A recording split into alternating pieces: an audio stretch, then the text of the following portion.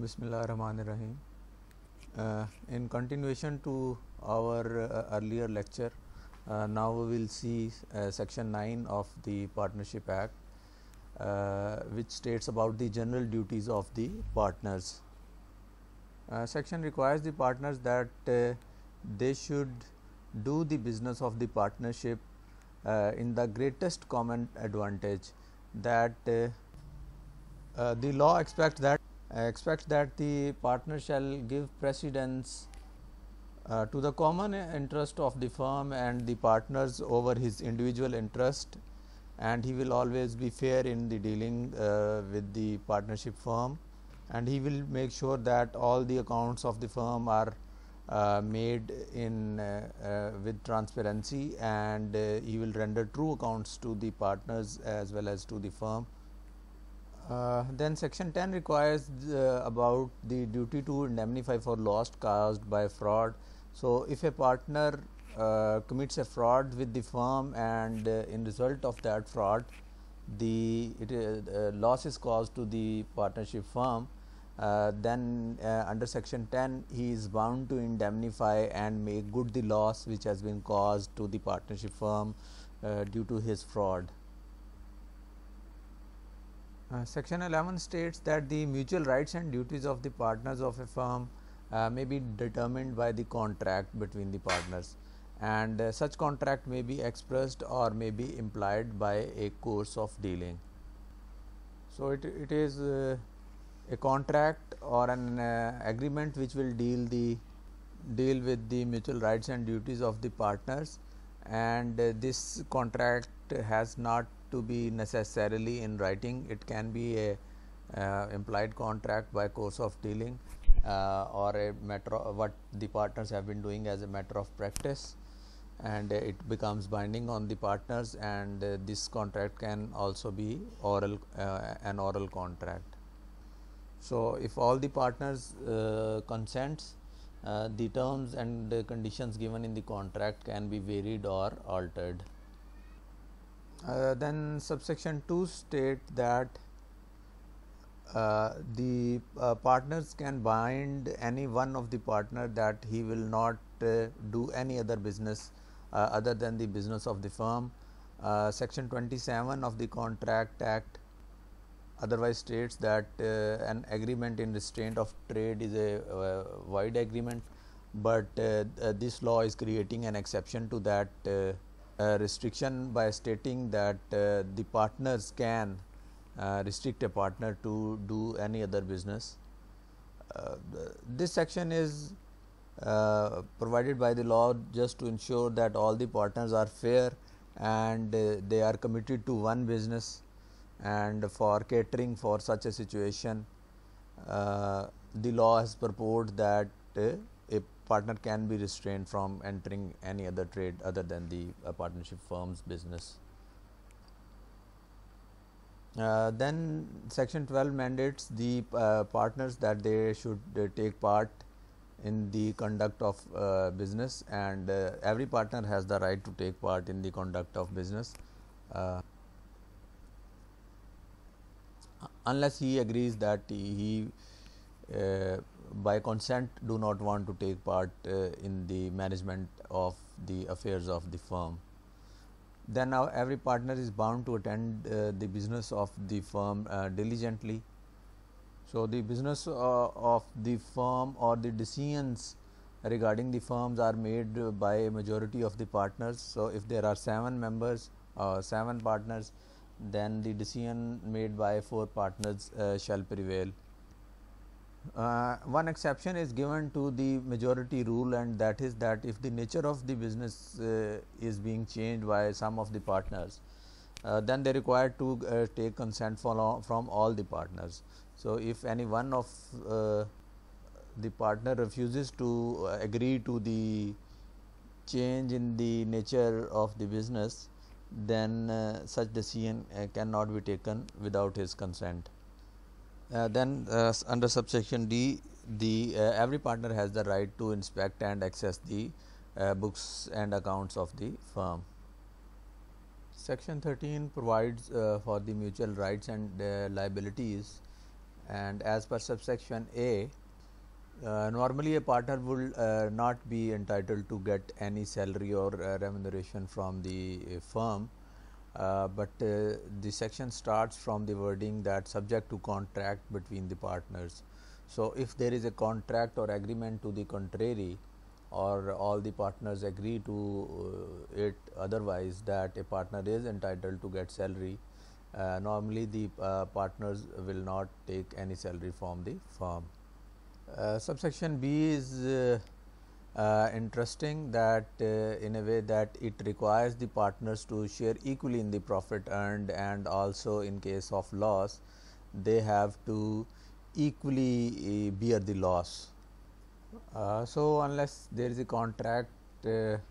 the contrary, the partners will share equally the profits and they will also contribute to the losses equally. But we have to remember that partners' liability is unlimited. So, if the claim of the creditor is not satisfied from the assets of the firm, they can pursue the personal assets of the partners.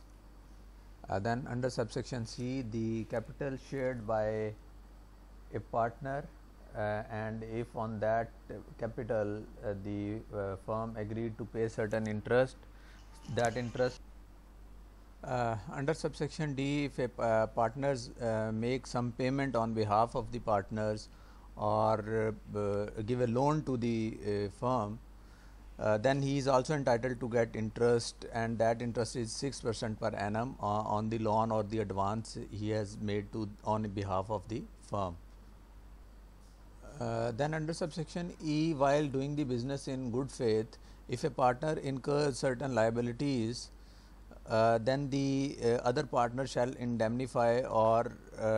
recompense him for the amount he has spent in the ordinary or proper conduct of the business. And then under subsection 2, in doing such act in an emergency for the purposes of protecting the firm from loss, as would be done by a person of ordinary prudence in his own case under similar circumstances. So, if in this scenario even a partner spends some money on behalf of the firm, and he does that in good faith and having a ordinary prudence test, he will be indemnified for what he has spent on behalf of the firm. Then in a opposite situation, if the partners act with willful neglect in the conduct of the firm business, then he will otherwise indemnify the firm for the willful neglect he has committed. Section 14 states that the property of the firm, or the property which has been purchased from the capital the partners have injected, then that property will be in the name of the firm and through all partners. It will be, because the firm do not have its own independent existence or a legal status, then the firm own the property but through the all the partners, but in a different or a contrary intention by the partners, or if the contract states otherwise, then property of the firm can be purchased in the name of a partner. So, as long as the property of the firm is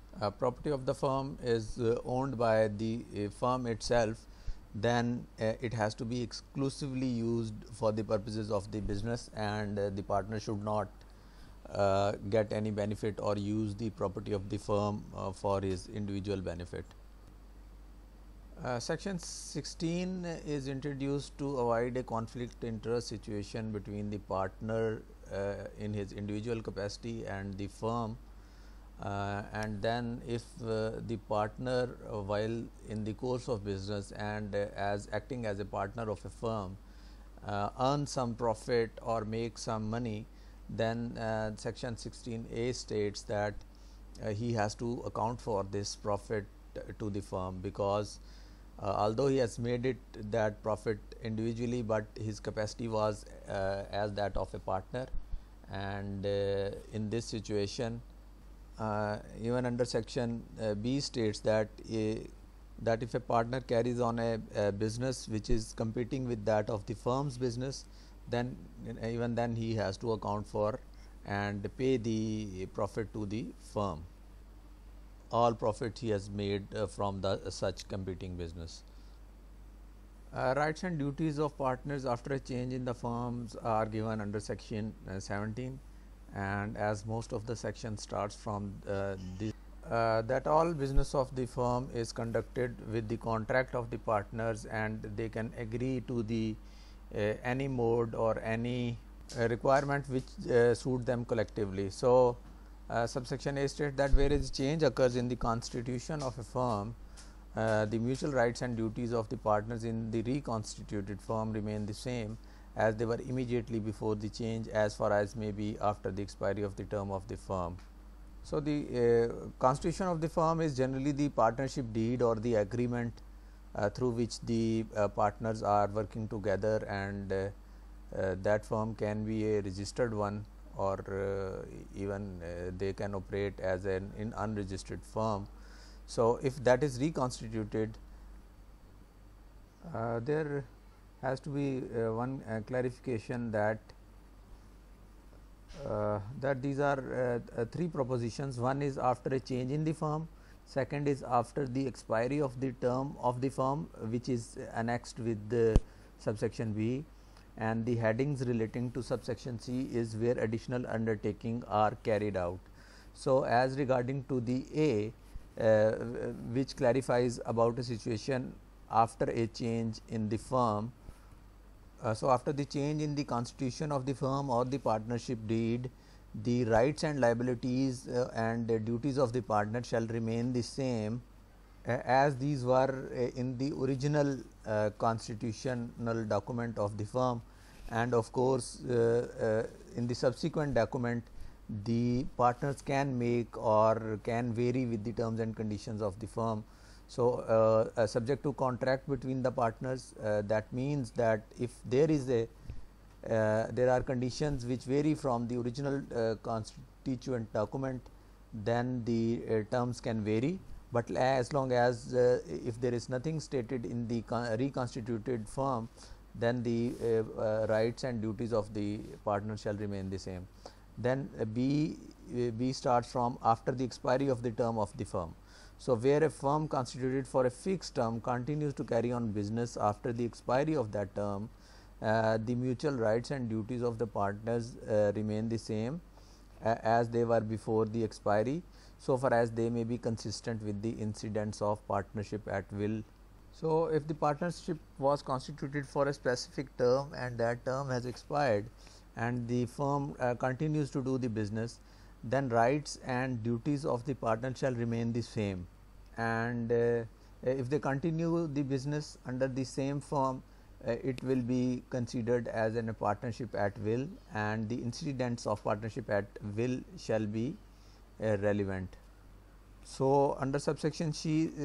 if additional undertaking is carried out, or the adventures or the undertakings which the original firms is creating, and now they are going to do another business, even in that case the rights and duties of the partner shall remain the same. So, from the discussion we have made so far, we have seen that the consent of the partners is paramount and most essential thing for the functioning of the partnership. It is sort of an informal arrangement whereby law also permits the partners to change or make amendment in their partnership deed as per their requirements. However, the law itself makes certain things clear, that the partners have to collectively do business in good faith, and all the partners are supposed to jointly work together in the best interest of the firm without having any conflict of interest situation. And even in a case of a conflict of interest situation, if some partner makes certain benefit or make profit out of such a situation, then he is bound to return that profit to the firm.